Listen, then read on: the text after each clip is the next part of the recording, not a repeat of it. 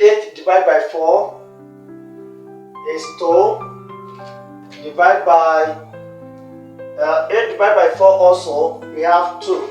Then 2 divided by 2, you have 1. Okay? This one is wrong. It's not correct. How do we approach it? 8 divided by 4, divide by 8, then divide by 4. It's very simple. You apply this rule, start from left to right.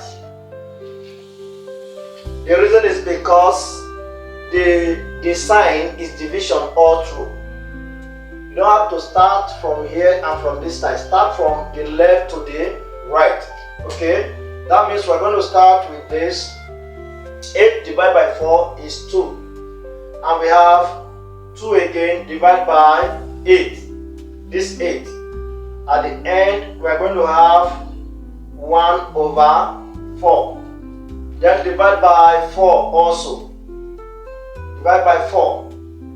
At the end, we're going to have 1 over 4 times 1 over 4.